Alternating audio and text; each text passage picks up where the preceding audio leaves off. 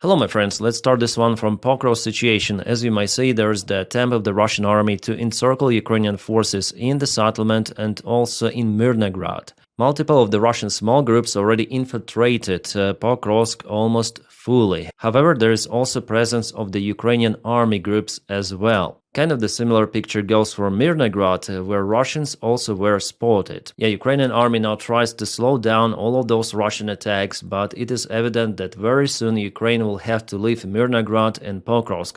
I would say that Ukraine should already withdraw the forces because this bottleneck, it is getting very tight. Well, still there is a wide gray area, so Russians cannot establish their control over Pokrovsk or Mirnograd. But eventually it's gonna happen. Russia attacks there with groups of maximum 3 soldiers. They reach some specific building in the settlement, accumulating forces, and then they act from it as from the bridgehead. That's the usual Russian tactics, and actually in the urban environment it's easier for them to operate with this scenario. Especially then Ukraine doesn't have the huge presence of the infantry in this pocket. It's not like Bakhmut, where Ukraine got thousands of the forces in the settlement. But back then, the drones were not that actively used. Now it is physically not possible to keep the forces in the settlements with the large groups. Absolutely not possible. Drones changed everything, and this line, yellow, red, or blue sometimes, well, it is not constant. As you may see, it's boiling. This hour we have this picture, after some time, also hours, it's gonna be different, so no one may tell you by 100% what is actually happening out there. But every analytic may confirm that the Ukrainian army was not encircled in Pokrovsk and Mirnograd. And what Russian officials are saying, and Putin today again, he proposed a few hours ceasefire to let international press to attend Pokrovsk and Mirnograd to see the actual terrible situation for Ukrainians out there. Like what he is even talking about. Even Russian military bloggers themselves, they say that the Ukrainian group has not yet been encircled. Yes, there is the probability, but for this hour, no. And Russian media themselves, they cannot access Pokrovsk or Mirnograd because it is physically not possible for them to go to those areas. It's the battle zone. Well, Putin just believes in this Gerasimov's nonsense that was reported to him, which is crazy. And actually that explains Russian convoy attacks recently, which happened in this direction and also in the south, where Russia lost all of their vehicles. It is simply misunderstanding of the Russian political and military command of the current situation on the front lines. And the local Russian commanders, they misrepresent the situation, telling that they have some of the success, then de facto they don't have it. But finally, they'll have to prove it, and they use all of the available resources to gain some of the ground, but sometimes it doesn't work. That Ukrainian army also has this problem that some of the local commanders, they also tell lies about the situation. And if we speak about Pokrovsk, it looks like the command of the 32nd Brigade responsible for defense of the southern part of Pokrovsk, it gave the wrong information to Syrsky. Well, at least several of the Ukrainian channels, they wrote about that one, but I would put doubt on that because I don't have proofs, like actual evidence, reports. For now, those are the messages, but from kind of the respectable sources. Yeah, sometimes I also speak about the issues in Ukrainian army, but Ukraine now goes on counterattack towards Shakhova. You see, Ukraine dealt with Kucherev Yar, and now it's the turn for this Russian group, which was encircled, to basically surrender or to leave somehow to Mayak, but for that they need to cross the gray area. So it was yesterday, it is today. You see that Russians a little bit propelled towards Vladimirivka, the village that buried lots of the Russian tanks and armored vehicles, but it was just tiny little advancement here. Just look, yesterday, today, with all of those attempts, this ground gain, come on. So this northern part, yeah, I'm very surprised that Ukraine was so effective with this counterattack operation, deploying the best forces, of course, at the proper time. So it was a defeat of Russian army.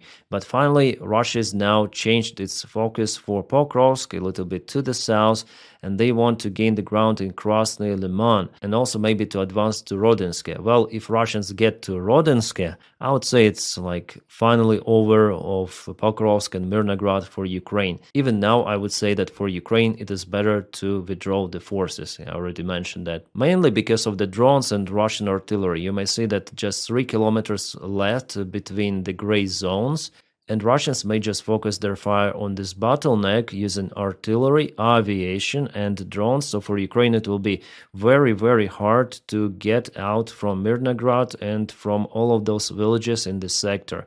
Yeah, including Pokrovsk also. So yeah, for this agglomeration, I would say it's mainly over. Ukraine will lose it in the coming weeks in a best case scenario or coming days. But still, it was holding for more than a year, yeah? Russians stuck there in Pokrovsk, and the only way how Russians were capable to get it is creating this big bridgehead. Well, it helped them, but at the same time they lost thousands of the soldiers for 2 of those big settlements. The last time Russia actually got a big settlement under control was in Avdiivka. Remember, Zaluzhny left his position after Avdiivka was occupied, or during the occupation of Avdiivka, it's better to say. But still, Pokrovsk and Mirnograd, they are not that big settlements as Kupiansk. The situation in Kupiansk is also critical. I don't know, Zelensky said that they were capable to stabilize it. I'm not sure. Russia many times tried to advance to Kupiansk, and only with the help of this bridgehead across the river they were capable to do it from one side. Near Sinkivka, Ukrainian defense was really strong, but here, no, it was really weak. Russians landed and they went southbound. It was relatively easy for them. And now there is the problem for entire Ukrainian group in all of those villages. So Ukraine should withdraw them right now. Also, yeah, I understand that for Ukrainian military command it is not that popular move, but it should be done to save our soldiers, and maybe they may even take some of the vehicles with them until it is too late. Alright, as for the good news, we have one coming from Konstantinivka. There Ukraine went in a counterattack, and according to my information, I hope it will be confirmed later on, that Ukraine liberated this village. It is right at the border between Ukraine and Russia. Konstantinivka is located in the northern part of the Sumy region, and it seems like Russia is out of the resources to keep it under control. So they went in, they were hoping for some sort of the huge assault operation, from what I understood, because what's the reason to go to Ukrainian Sumy Oblast? Just to get those villages and later on give them back to Ukraine. This situation is similar to the one happening in the northern region of Kharkiv. I expect it to happen like that. Russia has no major success in Sumy, and they will be forced to retreat little by little because they are mainly focused where in the eastern side of Ukraine, where the most action is ongoing. And a couple of more words I want to tell about Pokrovsk that I already mentioned the last year, that it is crucial for Donetsk region. It is very, very important. You know, some channels say, oh, this settlement is not important, that one as well, Bakhmut was not important, everything that is captured by Russia is not important, but no. This is the case of the very big logistic hub, and also it's the main crossroad, the key factor for Russia to advance further to the Dnipropetrovsk region. Now they attack from this side. After getting Pokrovsk, I think their ambition will go to Dnipropetrovsk region using this E50 road. I think that finally they will go here, because after all in the Dobropilya direction they have attempts to move, but they're not successful here, losing lots of the vehicles. So I think that the less resistance they would have to move on E50 road, especially then we know that the Ukrainian main defense line in Donbass is still not reached by Russia here. But also as the variant for them is to use this road towards Dobropilya, and from Dobropilya they might go to Kramatorsk. So because it's the major crossroad, Russians might go here to Pavlograd, Russians might go here to Kramatorsk, Russians might take this road and reinforce their group more to the southwest. By the way, we know that Russia even withdraws some of the forces to this direction. I mean vehicles, mostly artillery. In Pokrovsk itself, they operate with infantry backed up by Russian artillery, aviation. That's the main reason why Russia poured so many resources for this exact settlement. But Russia, it also has problems, especially with the new volunteers coming. It's not enough with the current losses they experience on the front lines. That's why I think that Putin will start massive mobilization once again. The order for the previous mobilization was not cancelled, which was back in 2022. Now they force young conscripts to sign contracts with the Russian army. That is how they're looking for the new meat for their attacks. Yeah, Putin doesn't want to announce a new mobilization, but he'll have to if he really wants to continue the war. But I think he will continue, because after getting Porkrovsk under control, he will be even more motivated. In Konstantinivka, Russia tries to use the same tactics as in Porkrovsk, but for now they don't have enough resources for this one. Their main priority is Porkrovsk, but here they have issues advancing from Chasiv Yar. Still, it is very complicated for them, but I see that in the future they'll be capable, after all, to go from Chasiv Yar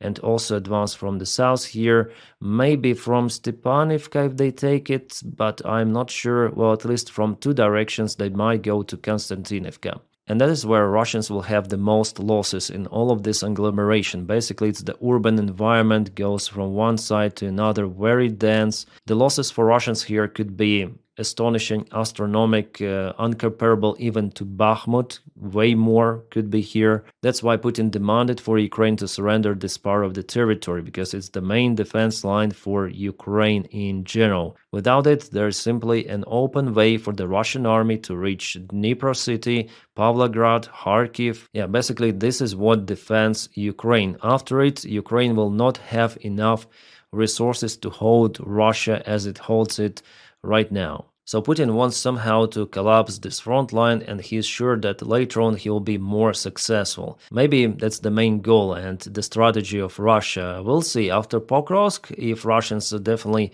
could advance faster than usual. We'll see. And also Russians push in this direction, Dnipropetrovsk. As you see, there are no changes actually for today. Oh no, I see it. There are some of the changes. Russians move from Poltavka. Yeah, it is yesterday, it is today, and also they go in Novomykolaivka just a little. Here it is a big advancement, and you might see that in a less dense territory, Russians actually gain more ground. Here the main defense of Ukraine goes alongside this river.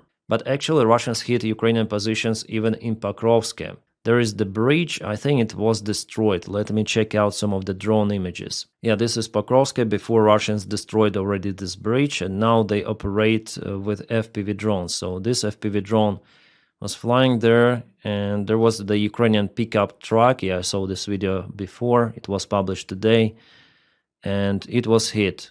Yeah, the supply vehicle quite far away from the front lines. Nevertheless, Russians operate with those fiber optic control drones, which they obtain.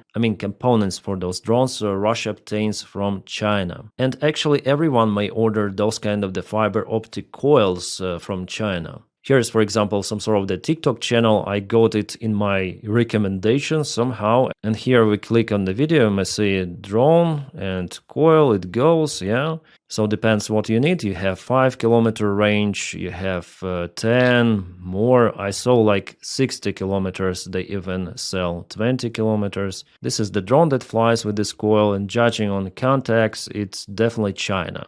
And if there is a single shop like that, just imagine the massive production of those coils, of the drone parts, they are going to Russia mostly. For Ukraine, it is more complicated to purchase those tools. China makes it difficult. There should be some of the mediator companies established elsewhere, and they purchase the goods for Ukraine, later on transferring. So it complicates logistics. Russia obtains everything of that right away, including drone parts, absolutely everything.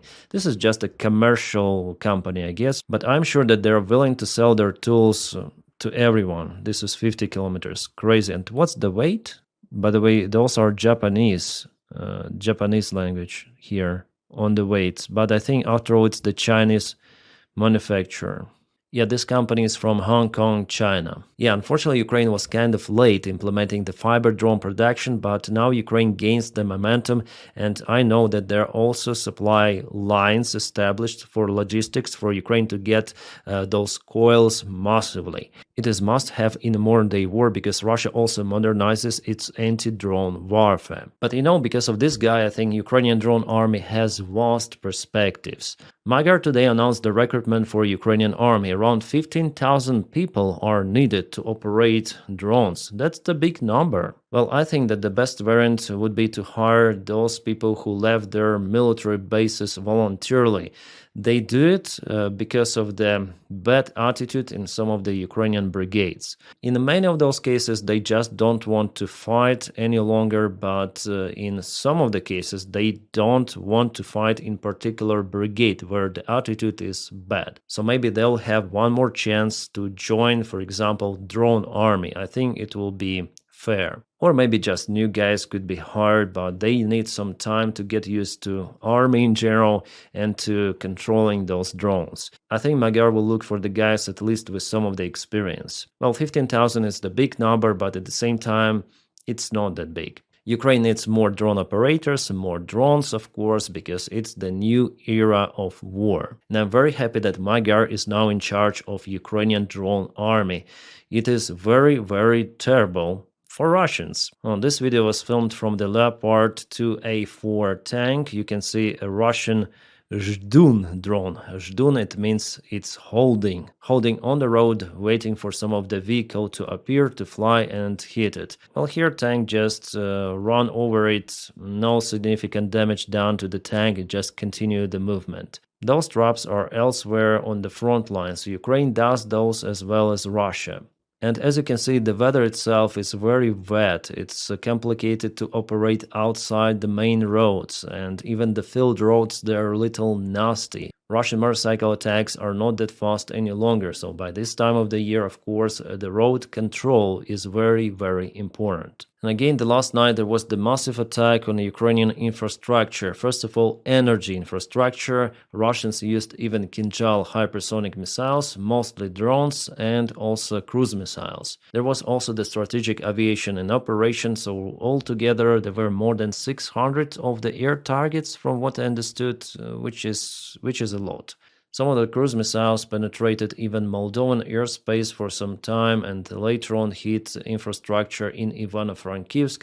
There are multiple of the blackouts. Also, there are blackouts in the central part of Ukraine. Zaporizhia was heavily attacked. It is a strategy of terror. By the way, Russians commenced this attack exactly at the moment then Donald Trump was speaking with Xi Jinping. About that meeting, well, Donald Trump said that it went very well, what else he could say potentially, but we are out of the particular details. Of course, they were speaking behind the curtains, as it should be, and no one would tell you what they spoke about. But Donald Trump said that they mentioned Ukraine, and it is one of the priorities of the current White House administration to finish this war. It is in a way good, but at the same time Donald Trump said that they were not speaking a lot about oil that China continued to purchase from Russia. I thought that maybe Trump could push China to purchase less of the oil, but we see that it is not happening. And after all, I personally think that Xi Jinping is more competent than Donald Trump. Yes, he is a dictator, he is a nasty guy, but he is more competent. I'm sure about it. So how to outplay Xi Jinping, I think Trump cannot do it. And for China in general, this war is very, very profitable. First of all, West is now mostly concentrated on Russia, and China may do its parallel game. Plus, because of the Russian fossil fuel market is so restricted, China is able to purchase gas and oil for way cheaper price. But that price is still okay more or less for Russia to maintain its economy. Also, in the current situation, China increased its influence on Russia, internal politics of Russia also. Russia is very dependent now on China, but China is not very dependent on Russia. China has alternates. Russia, no. And because of that, I don't think that China is really interested to finish this war. For this reason, they supply Russia with some of the intel, with products, even military, maybe even with lethal weaponry via North Korea. Well, I cannot prove it, I understand, but I think like that. I think China is very, very interested in supporting Russian army as well as the Russian economy for this war to last for years, years and years. This scenario is not good for Ukraine at all because Ukraine cannot sustain this kind of the long war without the adequate support from our allies. And yesterday evening, Donald Trump published this post. The United States has more nuclear weapons than any other country. Well, actually, on paper, Russia has more, but maybe America has more ICBMs and Russia more tactical nukes. Well, it's the question who has more of something. They're more or less equal 5,000 with something warheads for each country. In China, for now, there are 600 of those warheads. This was accomplished including a complete update and renovation of existing weapons during my first term in office, of course. He saved America for the first time and now he's saving it for the second time. Because of the tremendous destructive power, I hated to do it but had no choice.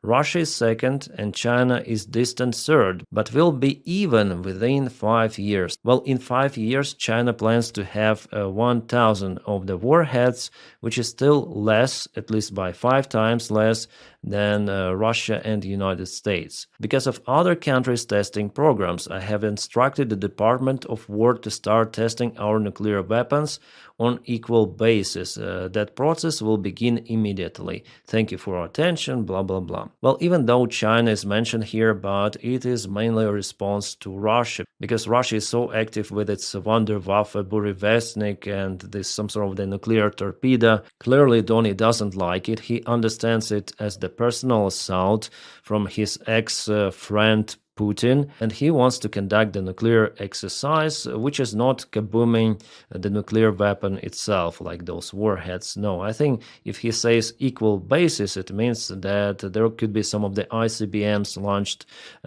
somewhere with a dummy nuclear warhead, but after all, I still think that Russia may do a real nuclear exercise, kabooming a nuclear bomb somewhere in Novaya Zemlya, far north of Russia, as Soviet Union did those exercises there regularly. So it's interesting rhetorics. It means that Russia totally failed with its diplomacy, with the White House administration that was very, very loyal to Putin's regime. Well, it seems like Putin has the talent to ruin relations even with people who like him. Oh, Russians are already scared, and Peskov reacted to the Trump's tweet saying that Burevestnik exercises were not nuclear ones. Okay, so when you launch the missile which was built to carry nuclear warhead only, and it has nuclear engine, isn't it a nuclear exercise? As well as this torpedo, how they call it, Poseidon.